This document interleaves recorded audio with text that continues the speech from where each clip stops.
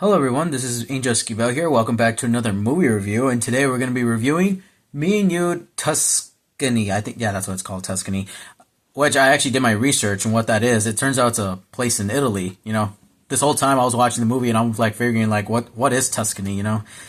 But either way, this movie is directed by Cat Cor Corey? I'm gonna just say Corey. Not really familiar with her works, but I mean, she directed this movie. That's all I can say. And it's starring Halle Bailey, which if you guys don't know, I mean, she's very famous. She starred in movies like The Little Mermaid, which I have not seen and don't plan on seeing it because of Disney remakes and not racial reasons. And also, she started in the remake of The Color Purple, which I have not seen, but I know that this was based on a book, which I know they made the original back in like I think like in the late '90s, which I've seen. It's a really good movie starring Whoopi Goldberg. I think that's her name. Yeah, but this is like my first movie of seeing Halle Bailey in a movie because I've never seen her like in any of the movies. All I've seen is just like in news and stuff, but this is like my first introduction to her movies, and which I'll get to her like performances later on in my review. So without further ado, let's get to the review.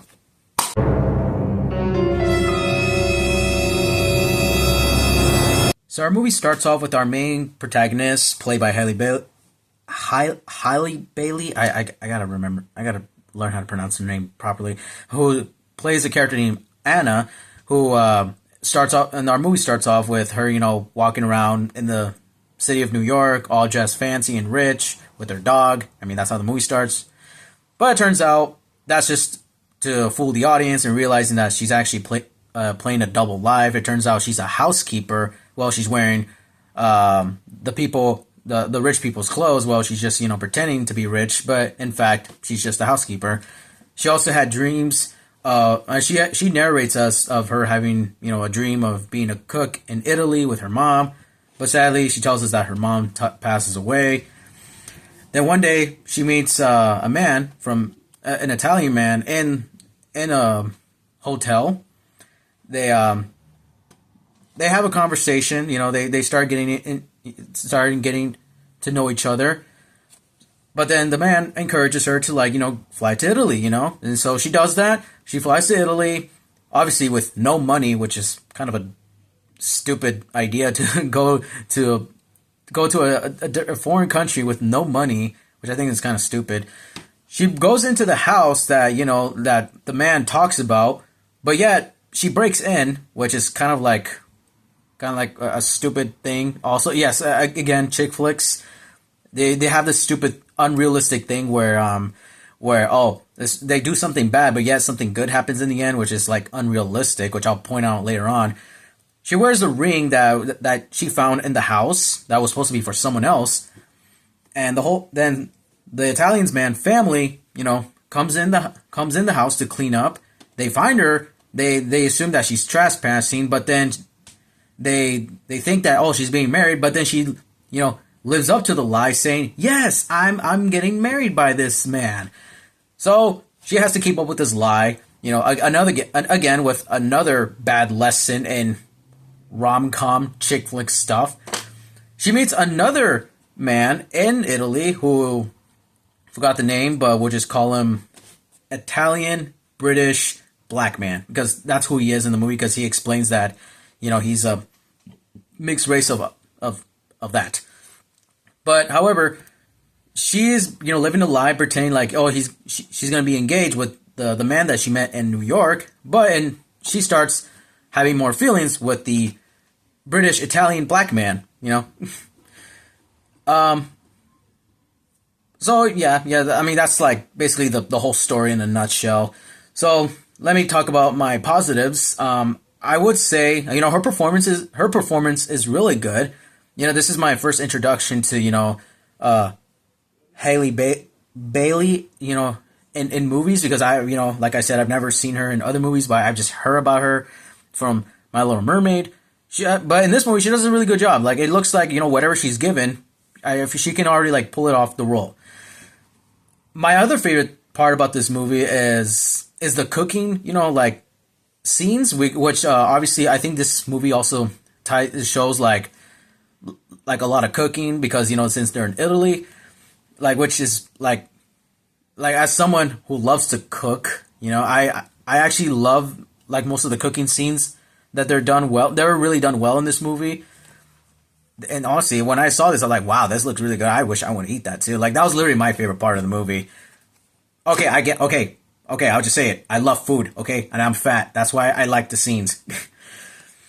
And also the humor. Surprisingly, the humor was funny. Like there was at times where even the audiences were even finding the humor funny. And I was like, I never expect like humor in like rom coms or chick flicks to be funny, but actually they were really funny.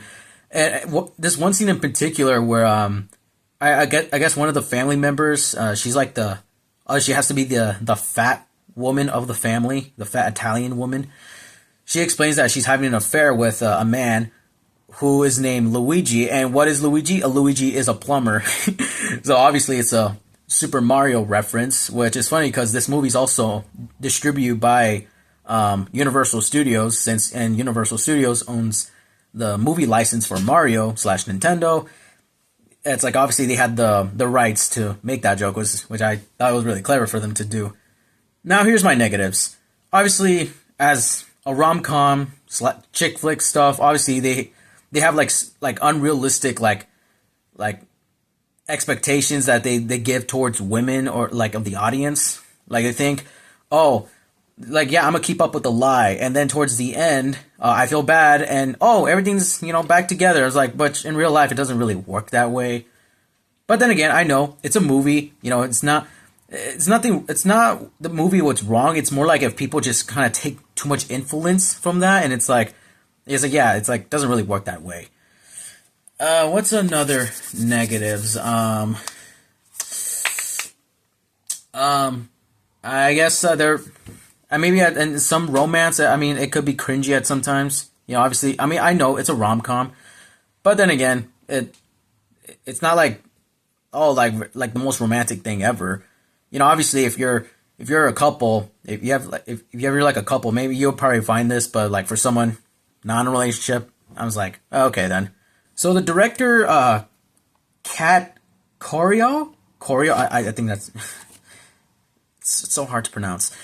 I'm not really too familiar with her works. I did my research. I have not seen a single thing that she's ever made other than this movie, but I guess she's really good at what she does. It's a really good movie. She's good at this movie.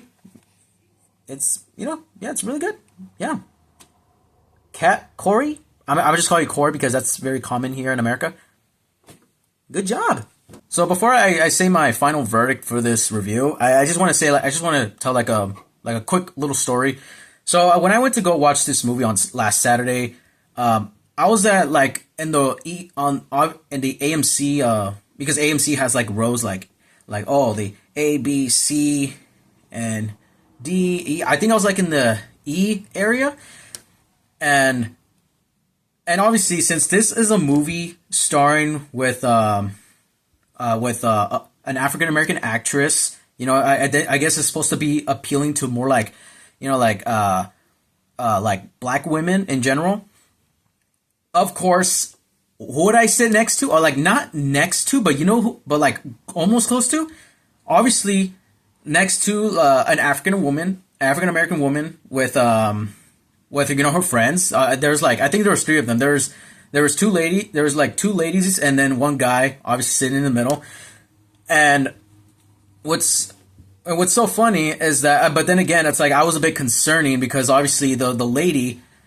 She, I guess, from what I've seen, she's kind of like a chunky lady, and I already assume she's like the one who talks a lot, while her other friend just entertaining it while they're all just laughing, while the guy in the middle, what's funny is that the guy was also with them.